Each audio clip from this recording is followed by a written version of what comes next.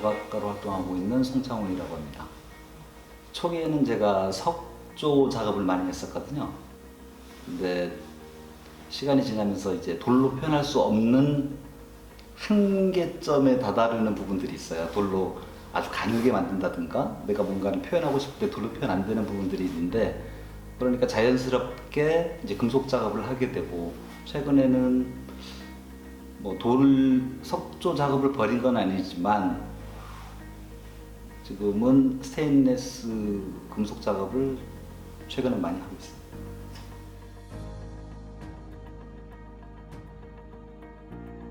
네, 투자에 묵리라는 곳에 그 폐가가 있는데, 거기에다가 이제 스테인리스로 이제 용접 작업을 통해 가지고 한 지금 8m, 9m 정도 되는 스테인리스 나무를 만드는데요. 거기 이파리가 투자 주민들이 모아서 가져온 수저를 하나씩 용접을 해서 이파리가 되거든요.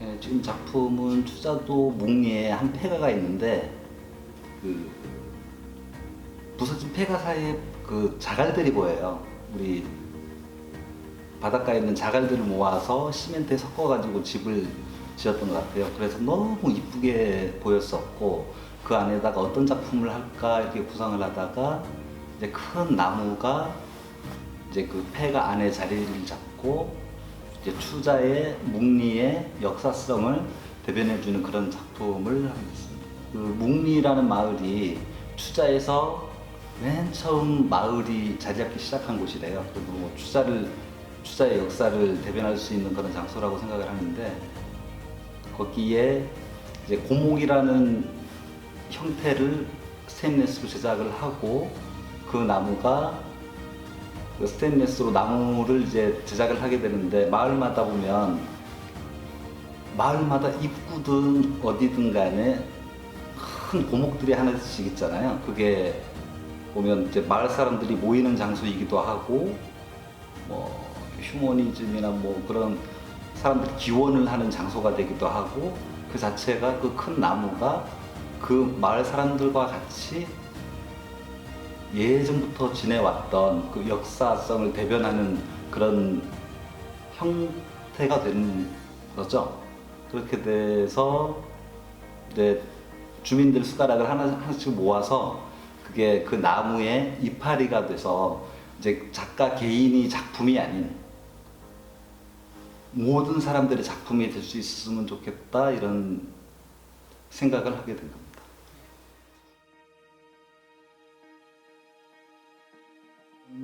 이렇게 큰 작업하기가 쉽지가 않은데요. 보통 보면 현장에서 작업을 하려면 아주 긴 시간이 필요하고, 그리고 작업실에서 작업을 한다 그래도 높이가 너무 높기 때문에, 그리고 무게가 너무 많이 나가기 때문에 이 부분, 그리고 이 작품을 설치했을 때 안전성, 이제 바람이 워낙 많은 곳이라서 이렇게 이런 작업을 해서 뭐 태풍이 오거나 그랬을 때 잘 견딜 수 있는지, 뭐 경험을 해보지 못한 상황에서 2, 3m 정도 되는 작품들은 충분히 소화를 할 수가 있는데, 이제 한 공간에서 완전히 조립되지 못한 상태에서 가져와서 현장에 맞게 다시 또 고쳐야 되는 그런 부분이 좀 힘들었던 부분인 것 같고요. 일단은 뭐 추자의 날씨가 또 하나의 문제가 됐던 것 같아요. 이제 바람이 너무 많이 불고 비가 오고, 그리고 이 재료 수급이라든지 그런 부분이 좀 힘들었고, 원래는 현장 작업을 하더라도 좀 이제 갖춰진 조건에서 작업을 해야 하는 상황인데, 원래 그게 전혀 안 되는 상황에서 작업을 이제 시작을 하게 돼서 좀 어려운 부분이 있었는데, 뭐 지금은 어느 정도 잘 해결이 되고 좋은 작품 나올 수 있도록 더 열심히 하는 게 제 몫인 것 같습니다. 어쨌든 이 프로젝트를 통해서 작가가 원래 만들고 싶었던 그 부분을 할 수 있는 기회를 얻게 된 거잖아요. 이제 기간적으로도 너무 길었었고 그렇지만, 예전부터 시간이 되면 하나하나 차근차근 보이는 이제 금속들을 모아서 계속 쌓아 올려서 어느 공간에 이제 나무를 하나 만들어 보면 어떨까, 이런 생각을 예전부터 하고 있었어요. 근데 그 폐가와 이제 나무와 그 묵리의 역사성과 그렇게 다 조합이 돼서 딱 떨어지는 그런 구성이 돼서 이런 작업을 할 수 있게 된 게 참 뭐 행운, 어떻게 보면 행운, 힘들지만 행운이었다고 생각을 해요.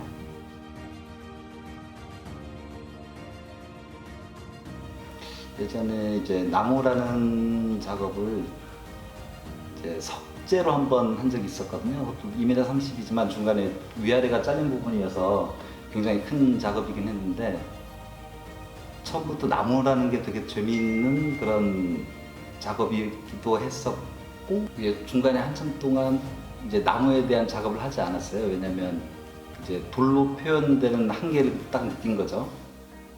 그래서 이제 나무란 표현이 언제부터 시작을 됐냐면, 이제 이회 전시 때 소나기라는 작업이 있었는데, 대리석으로 만든 구름에서 이제 스테인레스 봉이 비가 돼서 내리고, 그 옆에 옛날에 황순환의 소나기라고 고등학교 때 배웠던 소설 같은데, 이제 비 사이로 뛰어가는 볼트로 된 사람이 있고, 이제 목적지가 있어야 되잖아요. 목적지에 큰 나무가 있어야 되는데, 그거를 간단하게 직선으로만 나무라는 그런 표현을 했었는데, 이제 그 작업을 한번 하고 나서 나무 표현이 점점 나무처럼 바뀌고, 이제 각이 다 없어지고 원래 있는 나무 형태처럼 다 녹여서 만들고 그런 소품들을 이렇게 제작을 했었고, 그래서 아주 단순한 모양에서부터 이제 더 진짜 나무 같은, 누가 봐도 이건 나무겠구나 이렇게 하는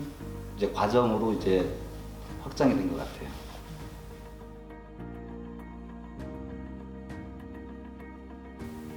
제가 마을미술 프로젝트를 지금 한 4번인가 5번 정도에 참여를 한 것 같은데, 기본적으로 마을미술 프로젝트는 작가들이 봉사 마인드가 좀 필요한 작업이 아닌가 이렇게 생각을 하고요. 그리고 시간적으로나 이제 표현해야 되는 규모적으로나 이제 그런 마인드가 없이 참여하기는 좀 힘든 작업인데, 어쨌든 도움이 되는 점은 작가가 하고 싶은 작업을 할 수 있는 기회를 얻을 수 있다는 거죠. 개인적으로 하기 힘든 작업인데, 이렇게 사람들하고 같이 뭐 개인 작업들이, 파트별로 개인 작업들이 있을 수도 있지만, 여러 사람이 모여서 하는 작업들도 있고, 혼자서 표현 못하지만 여러 사람이 모이면 만들어낼 수 있는 작업들도 있고, 그런 부분들이 마을미술 프로젝트의 메리트가 아닌가 생각합니다. 마을미술 프로젝트를 생각을 해보면, 일단 개인 작품은 아니잖아요. 그 마을에 들어가서 마을 사람과 같이 소통하면서 뭔가를 만들어내야 되는데, 마을미술 프로젝트를 하다 보면 어쨌든 주변 사람들하고 많이 마주치게 되잖아요. 그런 사람, 그분들의 반응이 참 재밌는데, 어떤 사람들은 왜 이걸 여기다가 설치를 하는지, 뭐를 만드는지, 뭐 이런저런 말 와서 그런 이제 대화를 하게 될 수 있는 기회들이 생기고, 그리고 마을미술 프로젝트 작품 경우에는 뭐 아까 말씀드렸다시피 개인 작업은 아니기 때문에, 이제 거기 있는 사람들하고 좀 융화가 될 수 있는 그런 작품이어야 된다고 생각을 하고 있어요. 일단 기본적으로 작품을 하게 되면 작품 내용 자체도 개인 작업가 말씀드렸던 그냥 나무 하나 만들어서 내 개인 작업을 한다는 그런 의미가 아니고, 이 나무를 만들면 이제 그 주인은 그 마을 사람이 돼야 되는 거잖아요. 이제 그런 의미에서 이제 숟가락이라는 이제 매개체를 나무에 사용하게 된 거고요. 그리고 뭐 가끔가다 지나가시던 분들이 저희가 용접을 하기 때문에 지나가시면서 뭐 이제 뭔가 조금 뭔가를 해달라고 부탁을 해요. 오토바이에 어떤 세조각이 떼져 있는데 와가지고 이거 좀 용접해주면 안 되는가 이렇게 하는데, 어떻게 보면 작가로서는 이제 시간적으로 봤을 때 굉장히 이제 예민하게 생각한다면 화가 나는 입장일 수도 있거든요. 일을 해야 되는데 와서 뭐 부탁을 하시기 때문에. 그런데 그 중에도 마을미술 프로젝트는 그런 부분들을 그분들하고 같이 해야 된다고 생각을 하거든요. 그래서 되게 처음에는 깜짝 놀랐다가 이렇게 해주면 이제 그분들도 또 작품에 대해서 또 관심을 또 가져주세요. 이거 지나가다가 물어보지도 않으셨던 분이 지나가다가 뭔가에 도움을 드리면 와가지고 이거 도대체 뭐를 만드는 건가 이렇게 물어봐 주시고 관심도 보여주시고 이렇게 마을 사람들하고 소통하는 게 또 마을미술 프로젝트의 또 재미인 것 같습니다.